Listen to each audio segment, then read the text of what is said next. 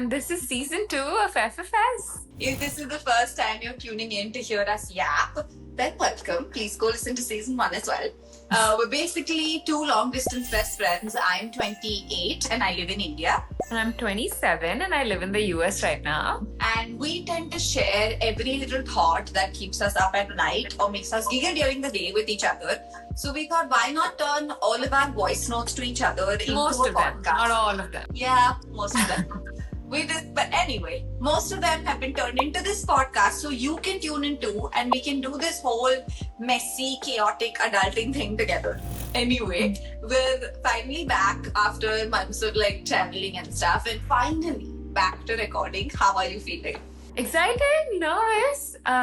It's season 2, so I don't know. We got a lot of love for season 1. A little bit of tough love too. I think the one thing that stood out was our episodes are a little long. Apparently, people don't want to listen to us yap for 50 minutes. Who knew? Who knew? But we made episodes in this season 2 bite-sized. It's going to be 20 minutes, something that you can listen to in one commute or a short walk. So yeah, that's the big change. We try. So yeah, how's Bombay? How's the weekend? Side note, we have just said that we want to discuss fun everyday things, and then we've gone and picked up this topic of vulnerability for the first episode. I don't think if this chaotic energy is not the accurate description of us, but anyway, it is important, and it is what happened this weekend, so we will talk about. So like I said, I came to Bombay, I landed, I had a really fun day with my mom, then I met my best friend and had that quintessential best friend sleepover with ice cream. And then the next day morning, I got up and went to have brunch with another girlfriend. But in the 25 minutes between leaving my first friend and going to meet the other one, in one auto rickshaw ride, I had an emotional breakdown. I was really happy, but it made me realize that unfortunately I'm always living half of my life. So I've had to leave my husband and my domestic life to come here to Bombay without him. To live a wild life. But I have to leave my friends behind to be able to go stay with my husband. And I know it's not something that I'm the only one who's doing, but it made me realize how much I've missed being around these friends, right? These are friends I've known for over a decade. They are at the very, very core of my support system, of my safe space. These places, people, this room, this is what makes my support system. This is what makes my safe space. And it's where I'm at my most raw, honest, and vulnerable selves.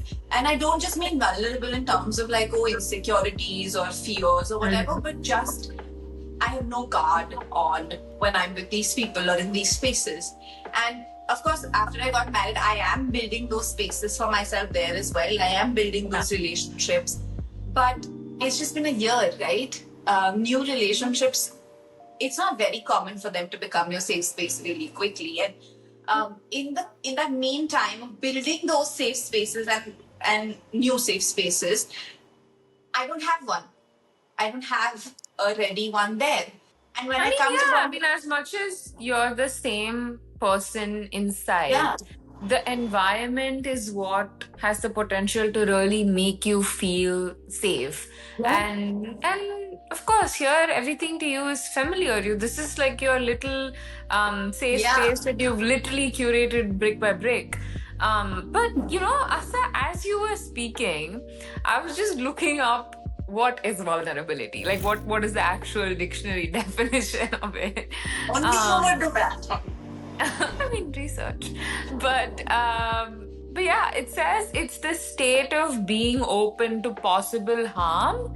And I mean, I feel like we don't think about it like that in real life.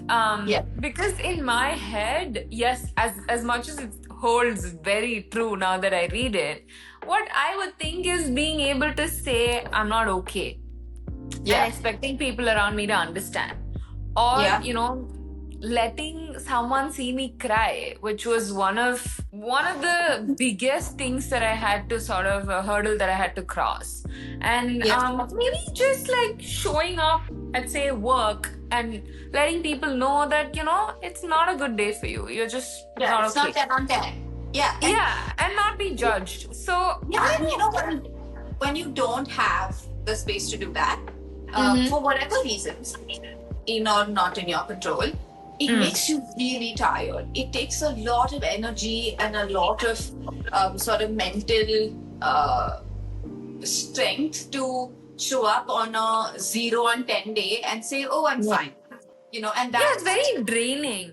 Actually, yeah, this makes me think about this like one, I guess, pivotal episode that happened in my life around when I was probably like 17, 18.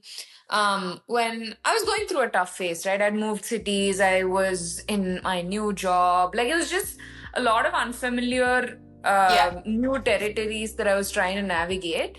And I was in a city where one of my close friends from school was already there. So I was kind of hoping that, we would spend a lot of time together and she's going to be my like go-to person in the city. And that didn't happen. But that said, yeah, I kept reaching out to her and tried sharing my, whatever I was going through. She would listen to it. She was very nice like that. But she never offered to help or like give me advice or it just felt weird that yeah. And then like I couldn't deal with it after a point and I asked her, I'm like, why do you never give me any advice or tell me like some kind of a solution? And then something she said like I think really stuck with me, and that started my therapy journey and a lot of other things in life. She said, because I did not know that you're someone who could need help. And I don't think I felt so wow. emotionally invisible until that moment. I probably was, right? But nobody ever said that to my face. And she said, because you've always been this like always sorted kind of person. You are the one that we come to when we need something. You're never like really reaching out. So it's always like, I don't know what to tell you. I feel Yeah. like the solution that I'm going to tell you, you probably would have already thought of. You when she must have said that you don't really reach out. I think that's Yeah. such a that's the crux of having a safe space, right? The reciprocity that Yeah. you need to have with somebody to make it safe for them and for yourself to be vulnerable with them is absolutely important. If I Yeah. keep bearing my soul to you and you don't do the same, I feel like you know too much about me, or that you know that there's this imbalance in how much you know about me and how you know me versus Yeah. what I know about you, right? Because I mean, I agree that reciprocity is huge, and you feel a lot safer when the other person's also opening their heart out to you. But I also feel like in my case, a lot of it also came from the point of view that I wasn't even being vulnerable and open to myself. I was not really accepting that, yes, this is really tough, but without accepting it or being able to voice it out in a way that I was like, yeah, I need help. I was really trying to be like, yeah, all this is going on in my life, but I'm like figuring everything out. Yeah. Right? I guess that was my way of, like sort of like dealing with the ache of not wanting to reach out for help, because in some sense we are taught to or conditioned to associate that with failure or shame, right? And in a way that we forget these soft spots even exist. And but I also feel like this whole like you have to be strong all the time stems from the idea that usually vulnerabilities are looked at from a point of view of how to overcome it, like immediately what is the way to fix it, be it body issues or like social anxiety or I don't know, like even if you're like, I mean, we were talking about it.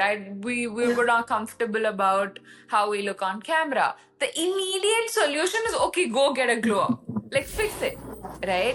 But I feel like what has really worked for me as I think through this is I had my the tiny knee injury I had dancing in your house. So which did last. I mean, the impact of it lasted longer than I thought it would. And that meant that I couldn't do certain things, right? I couldn't go clubbing, I couldn't go on hikes. Like it's just very uncomfortable. Yeah. And for a while, I was trying to act like everything was normal and I can do it. Simply because I didn't want to tell people that I'm injured and I'm not able to do it. Very Somehow in my head, I'm like, nice. that's going to make me a less fun person. But I think the minute I started saying it, like I was just openly like talk about it, like because it's not a big deal. But the thing is, like I was a little insecure about it because I was constantly like, oh, I cannot go to any city that needs a lot of walking. I cannot go on hikes. But the minute I'm like, yes, I'm injured. Yes, I cannot do it, and started saying it in public, I feel like I myself started accepting it. And also, like, people started being more okay with it and would work around it. I guess that's when I realized, as much as like now I feel a lot better and none of that bothers me. Now that I think about it, it feels frivolous that I gave it so much thought. But I think the crux of it is the fact that I was constantly trying to overcome it in my head and not just embrace it and move on. I would like to believe that most people are good, and that once they are made aware of someone else's insecurity or vulnerability, they'll be respectful of it, and that they would handle that with care. Especially when it's like things like what you just mentioned, the injury would heal. It's not something that's a lifelong thing, right? But I would expect and I would hope that most of the people that we surround ourselves with are kind-hearted, and that they understand that when you're privy to someone's vulnerability or their weak moments or weak spots or their Achilles heel, it's sacred that you protect it. You don't have to necessarily go and fix it for them. Just make life easier for them as you can. And I think that not all vulnerabilities need to be overcome. Yeah, exactly.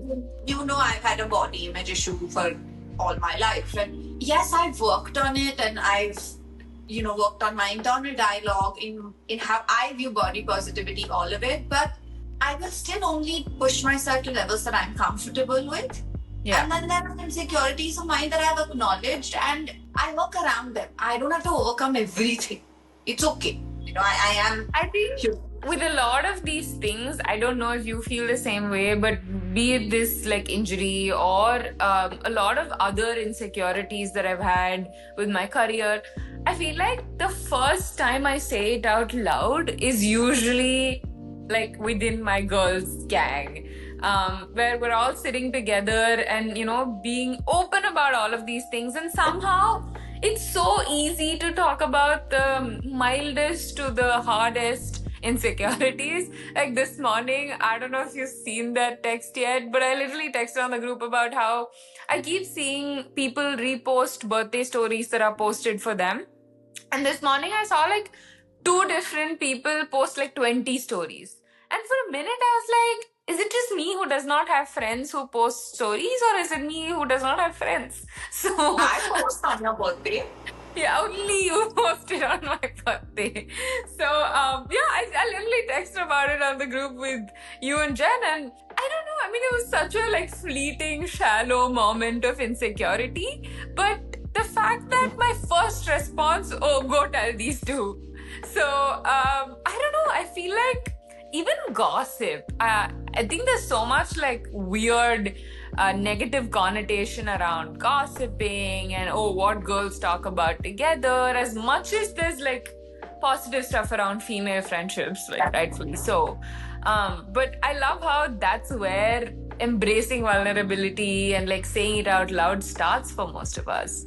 I feel like why most people refer to like girl dinners or like girl gangs as your therapist, that is studio therapist, which you should not. Please go get actual therapy if you need it. But I think it's one of those environments in which they recognize your vulnerabilities almost maybe at the same time as you do, and they don't even feel the need to mention it. They just embrace it for you and they work around it for you. And that is the beauty. Like today, if it's you, me, and Jen, and I know that, okay, you're in a position where, for example, when you had that injury, you couldn't walk a lot.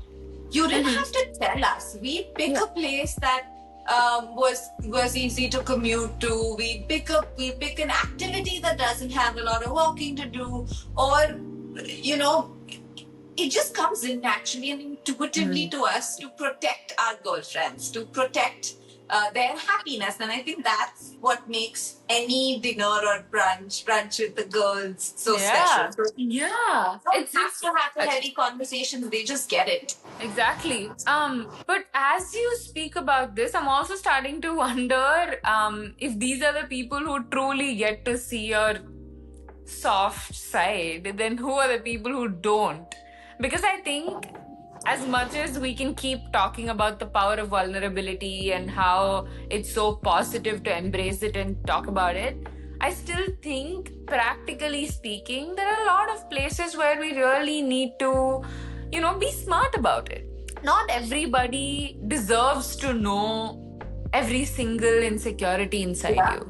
The only thing that I really have started thinking about is, end of the day, trusting anyone is us giving them the power to harm us. Going back to the dictionary meaning of it, right? Vulnerability is trust, and trust is vulnerability. The minute you trust them, you're telling them that I'm, vulnerable to being hurt by you. And again, the same, like once you start opening up, then there's no going back. And I don't know if you remember, we actually had a conversation like a few days ago about this whole thing where I told you, I hung out with a bunch of people and came home and felt so drained, and I kept talking to like keep the social conversation going, but I didn't feel fully comfortable after. And you told me it's called exactly. It's the term is called a vulnerability hangover. Right. Is that correct? Yeah. So vulnerability hangover basically means that when you go and meet someone and you bare your soul out to them, or tell them just one little tidbit of yourself, and when your next immediate thought is, oh my God, did I share too much? What is this person going to think of me? Or you feel the need to explain and cover up the minute that the words are out of your mouth. That is the biggest red flag, where you don't feel safe enough with that person. And that doesn't necessarily have to mean that that person is bad or toxic or whatever. Maybe you just don't have that kind of relationship yet, right? But I think the the vulnerability hangover is like the litmus test of safety. That makes a lot of sense. Yeah. Just this weekend, my therapist was like, tell me a little bit. Like, she went into the very easy question, and then she's like, Akshay, you know what? I feel like you have all these expectations you set for yourself. You're not able to meet them, and hence you're getting frustrated at everything and everyone, including yourself. And I was just like, don't attack me like that. Don't attack me. But she's so spot on. Knowing yourself is equal to knowing the things that scare you, the things that you're good at. It's an all-in-one thing. So you can't just be like, oh, I'm strong, I'm invincible, and call it a day. That doesn't work. Yeah, right? I mean, like you said, I think be it a dramatic feeling or a deep feeling or a great feeling, it's important to have a space where you can express it truly. And also while knowing that not every space deserves your truest feelings. So I think my closing thought is, be soft, be weird, be open, be awkward, but ultimately just don't be fake. Like not to others and not to yourself, because that's where you find those close connections, and nothing like a close connection with yourself. So I think my closing thought is actually a thank you, because I'm glad to have a friend that will check in on me and I can say I'm not okay. I don't have to say I'm okay.